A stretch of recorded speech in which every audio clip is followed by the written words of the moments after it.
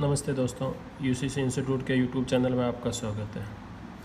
अब हमारे पास में विकारी शब्द के अंदर अगला हमारे पास में जो पॉइंट है वो है हमारे पास में सर्वनाम। हमने पहला विकारी शब्द के बारे में पढ़ लिया था जो था सर्वनाम। सर्वनाम के बारे में हमने पढ़ लिया। अब हम पढ़ेंगे हमने संज्ञा के बारे में पढ़ लिया था। अब हम पढ़ेंगे सर्वनाम के बारे में। सर्वनाम के बाद में हम लोग पढ़ेंगे विशेषण के बारे में और उसके बाद में हम लोग पढ़ेंगे क्रिया के बारे में। क्यों मैंने बताया था आपको कि विकारी शब्द होते हैं। विकारी के रूप में कितने दे रखे थे हमें? 4 प्रकार दे रखे थे। पहला कौन सा था? संज्ञा, दूसरा सर्वनाम, तीसरा हमारे पास में विशेषण और चौथा है हमारे पास में क्रिया। चलो तो स्टार्ट करते हैं कि सर्वनाम क्या होता है। अगर हमारा वीडियो आपको अच्छा लगता है तो आप हमारे यूट्यूब चैनल को लाइक कीजिए, सब्सक्राइब कीजिए और वीडियो को अपने 2 से 3 फ्रेंड के अंदर ज़रूर इसको आगे शेयर कीजिएगा। चलो स्टार्ट करते हैं। सर्वनाम, देखो सर्वनाम का अगर हम लोग ऐसे संधि विच्छेद की जैसे अगर करें हम लोग, अगर इसको हम लोग 2 अलग अलग पार्ट के अंदर बांटें तो हम लोगों को क्या इसका शाब्दिक अगर विच्छेद कहते हैं, इसको क्या कहते हैं? इसको शाब्दिक विच्छेद क्या कहते हैं? अगर मैं इसका शाब्दिक विच्छेद करूं, क्या करूं मैं इसका शाब्दिक विच्छेद करता हूं तो मेरे पास में इसका अर्थ निकल के आता है। नाम का मतलब तो क्या होता है? नाम ही होता है, लेकिन सर्वे का मतलब क्या होता है? सबका। क्या होता है? सबका। तो इससे हमें पता चल गया सर्वनाम किसे कहेंगे? सबका नाम। मतलब देखो संज्ञा क्या था? सब नाम। संज्ञा का मतलब क्या निकला था? हमारा शाब्दिक अर्थ क्या निकला था? सब नाम। और इसका शाब्दिक अर्थ क्या निकल रहा है हमारे पास में? शाब्दिक विच्छेद क्या आ रहा है? सबका नाम। अब आगे बात करते हैं कि होता है क्या, इसकी परिभाषा पे बात करते हैं, इसकी डेफिनेशन क्या है। तो वे होंगे कि वे विकारी शब्द, क्या कहेंगे हम लोग? वे विकारी शब्द जो संज्ञा के स्थान पर क्या होते हैं? प्रयोग किए जाते हैं। तो लिखते हैं हम लोग कि वे विकारी शब्द जो संज्ञा के स्थान पर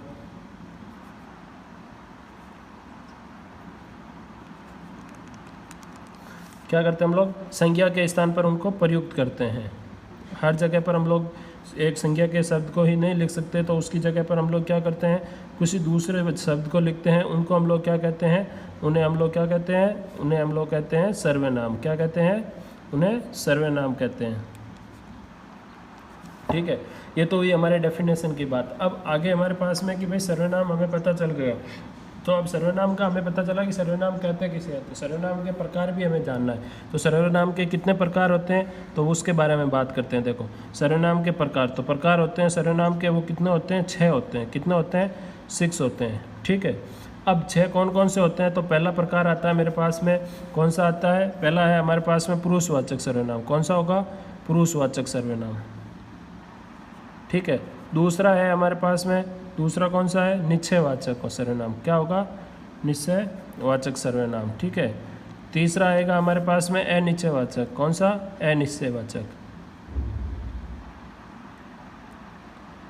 चौथा है हमारे पास में संबंधवाचक। कौन सा होगा? संबंधवाचक।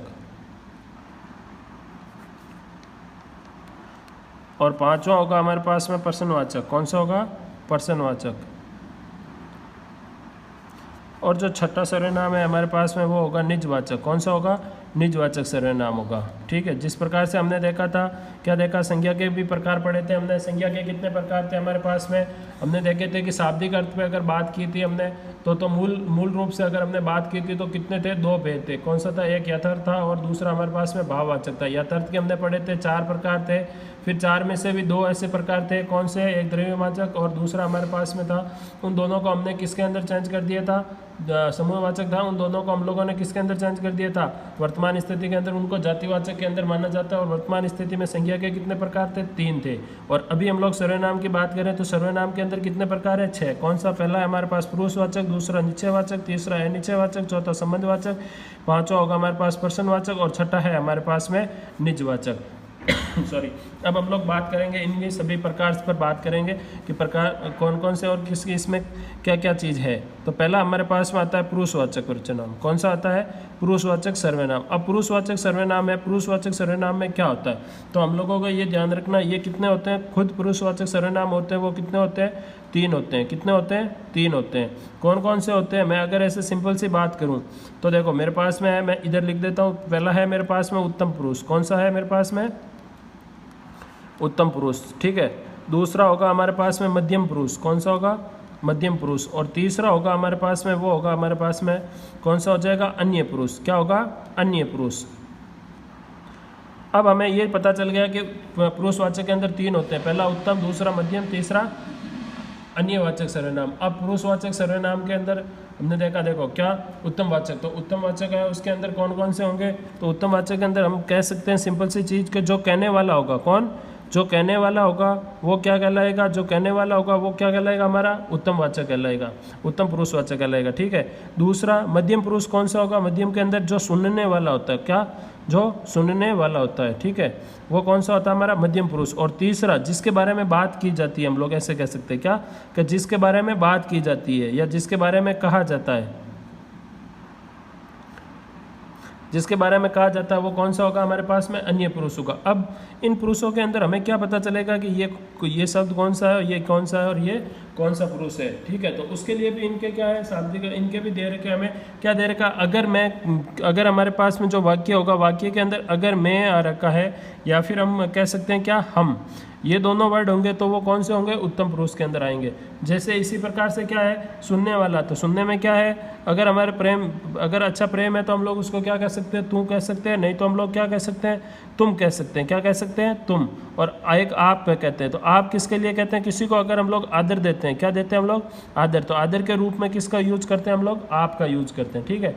और अन्य पुरुष के अंदर क्या कह सकते हैं हम लोग, यह, वह, ठीक है, ये, वे, और चौथा हमारे पास में है वो, ये सब प्रकार, ये सारे के सारे किस में होंगे हमारे पास में, अन्य पुरुष के अंदर आएंगे। ठीक है।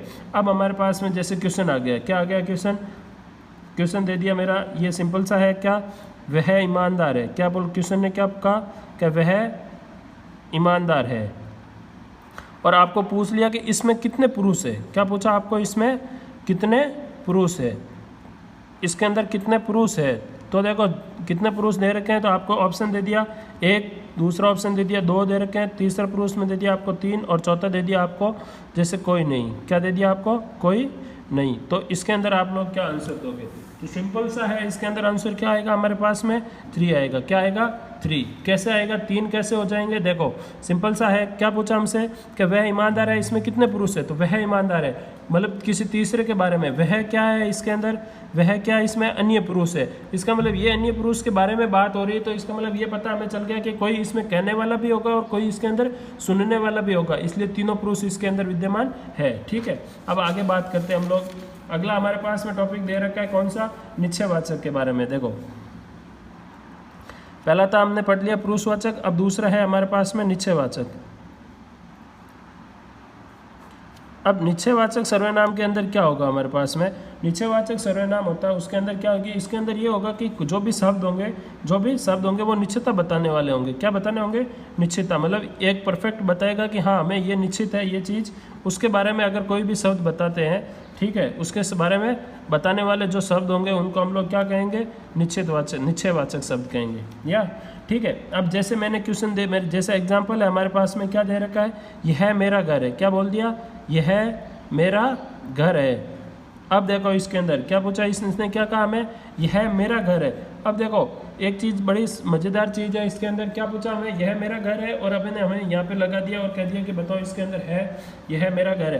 तो यह क्या है, इसके अंदर एक निश्चय, मतलब एक मेरा घर है, मैं अपने घर के लिए बता रहा हूँ चीज़ को, तो वो क्या कह दिया, ये एक निश्चित चीज़ है, घर क्या होता है, एक निश्चित जगह होती है, तो उसके लिए बता रहे हैं, तो यह मेरा घर है। अब देखो हमने एक थोड़ा पहले ही पढ़ा है, क्या पढ़ा, पुरुषवाचक सर्वनाम देखा, उसके अंदर तीसरा प्रकार था हमारे पास में अन्य पुरुष के अंदर भी यह का यूज किया था। तो हमें क्या पता चलेगा कि यह है और यह, इन दोनों के अंदर क्या फ़र्क है। तो देखो सिंपल सी है, मैं आपको बता देता हूँ। अगर क्या होगा, अगर मेरे पास में यह है, ये अगर ये वर्ड्स है, ये वर्ड का यूज अगर किसी व्यक्ति के लिए बात होगी, किसके लिए, अगर किसी व्यक्ति के लिए बात होती है, तो उस स्थिति के अंदर तो कौन सा पुरुष होगा हमारे पास, कौन सा सर्वनाम होगा, तो हम लोग कह सकते हैं अन्य पुरुष सर्वनाम होगा, या फिर हम डायरेक्ट कह सकते हैं पुरुषवाचक सर्वनाम होगा। अगर किसी निर्जीव वस्तु के लिए बात होगी, किसी निर्जीव वस्तु के लिए या फिर किसी अन्य के लिए बात होती है, क्या कह सकते हैं, स्थान के लिए कह सकते हैं हम लोग, या फिर हम कह सकते हैं क्या, एक तो मैंने कह दिया स्थान के लिए या फिर वस्तु के लिए बात होती हो, तो उस स्थिति के अंदर हमारे पास में ये वर्ड होंगे, वो किस में आएंगे, निश्चयवाचक सर्वनाम के अंदर आएंगे। ठीक है। अब चलो आगे चलते हैं। अब अगला दे रखा हमें अनिश्चयवाचक, कौन सा दे रखा है, अनिश्चयवाचक। देखो तो हमें पता चल गया भाई, यहाँ निश्चयवाचक था तो क्या था, निश्चितता के बारे में बताते हैं। इसका मतलब यहाँ पर क्या होगा, जो निश्चितता नहीं बताते हैं, जो किसी चीज़ की परफेक्टता नहीं बताते हैं, उसको हम लोग क्या कहते हैं, तो कह दिया मैंने निश्चितता नहीं बताने वाले।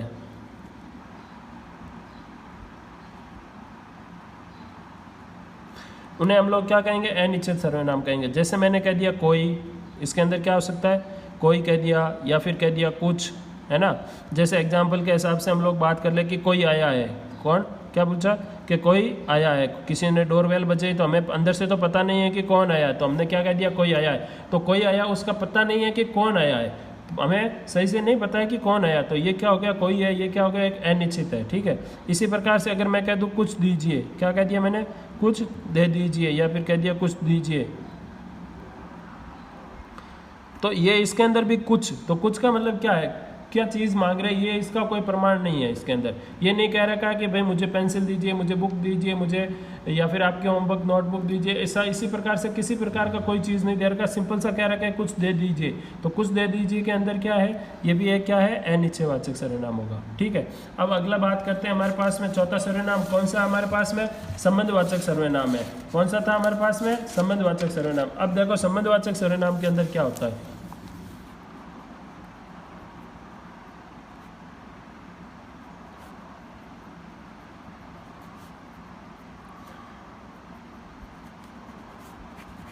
संबंधवाचक सर्वनाम होता है, संबंधवाचक सर्वनाम का मतलब ये सिंपल सा है, क्या है हमारे पास में संबंधवाचक सर्वनाम का, कि संज्ञा या सर्वनाम के बीच में क्या होगा, संबंध का बोध कराता हो। क्या कराएगा, ये लोग क्या कह सकते हैं अपन, इसमें कह सकते हैं कि संज्ञा या फिर सर्वनाम, क्या कहेंगे, संज्ञा और सर्वनाम होगा, इनके बीच में संबंध बताएगा। क्या बताएगा, इनके बीच में संबंध।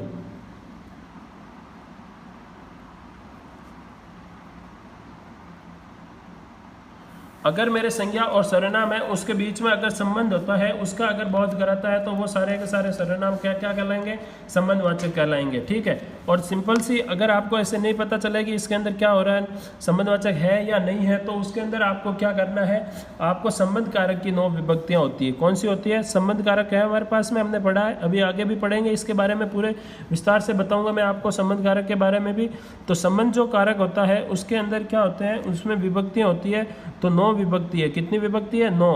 कितनी विभक्ति है, 9 विभक्ति है। 9 विभक्ति होती है, वो अगर उसके अंदर होती है, कौन कौन सी है विभक्ति, हमने पढ़ा है का, के, की, ठीक है। दूसरा हमारे पास में रा, रे, री, और तीसरा होगा हमारे पास में ये हो गई 6, 7 क्या होगी, ना, ने और नी।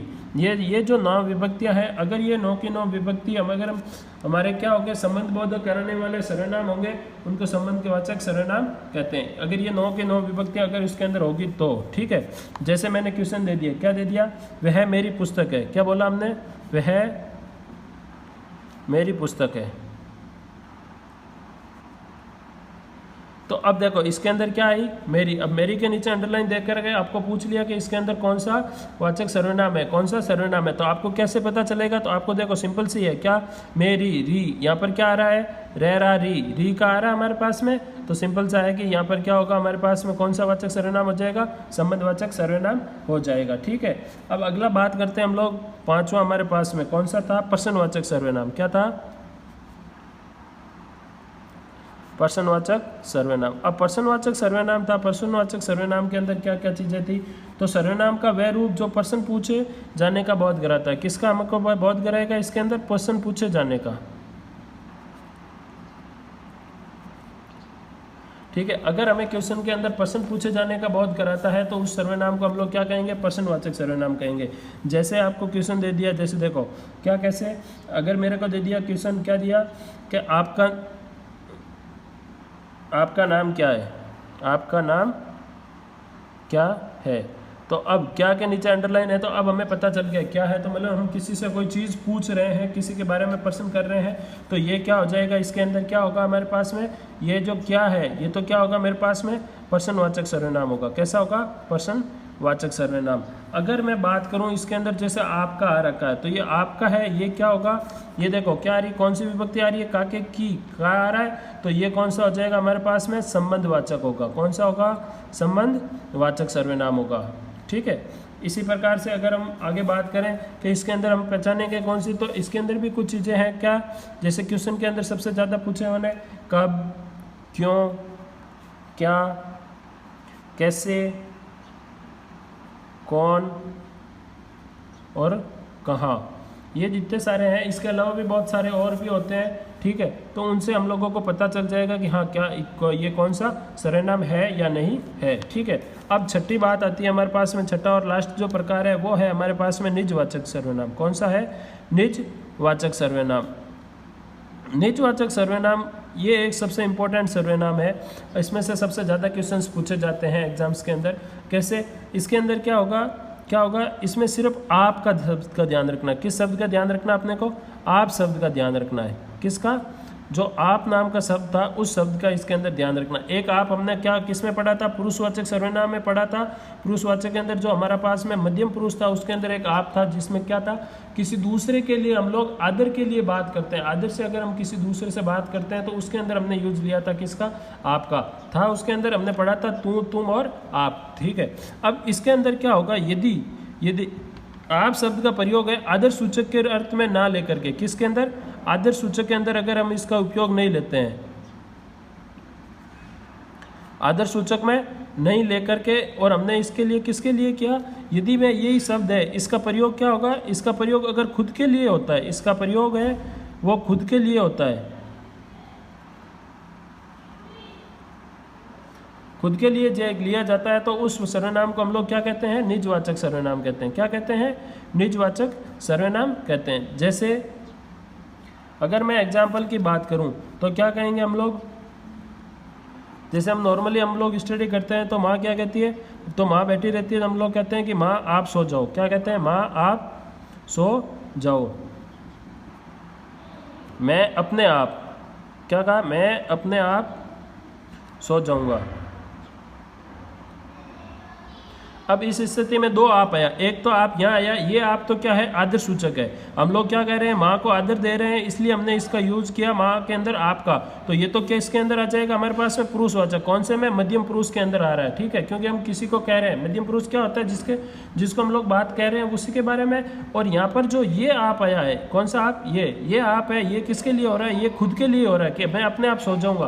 तो ये आप देखते ही आपको क्या पता चल जाना चाहिए? ये क्या है? निजवाचक सर्वनाम है। क्या है ये? निजवाचक सर्वनाम है, ठीक है। इसी प्रकार से अगर हम लोग एक चीज और बता लें, कैसे? जैसे मैंने कह दिया गांधी जी का जन्म गुजरात में हुआ। कहाँ हुआ? गुजरात में हुआ, ठीक है। हमने कह दिया कि गांधी जी का जन्म कहाँ हुआ? गुजरात में हुआ। और आप राष्ट्रपिता के नाम से जाने जाते हैं। आप राष्ट्रपिता के नाम से जाने जाते हैं। तो यहाँ पर हम लोगों ने देखा कि यहाँ पर किसका प्रयोग हुआ? आपका। ये आप शब्द है, तो यहाँ पर भी क्या हुआ? देखो यहाँ पर भी देखो ध्यान से, क्या है? ये आप शब्द है वो किसके लिए प्रयुक्त हो रहा है? गांधी जी के लिए हो रहा है। तो मतलब गांधी जी का जन्म कहाँ हुआ? गुजरात में हुआ। और आप राष्ट्रपिता के नाम से जाने जाते हैं। तो ये एक क्या है? आप किसके लिए यूज हुआ? ये गांधी जी के लिए हुआ। और गांधी जी के लिए बात हो रही थी, तो ये गांधी जी खुद के लिए इसका प्रयोग हुआ आपका, इसलिए ये भी क्या होगा हमारे पास में? यहाँ पर क्या होगा? निजवाचक सर्वनाम होगा, ठीक है। इसी प्रकार से अपने को ये चीज़ का ध्यान रखना है, ठीक है। चलो, अगर आपको हमारा वीडियो अच्छा लगा तो इसको लाइक कीजिए, सब्सक्राइब कीजिए और आगे भी शेयर कीजिए। Thank you so much.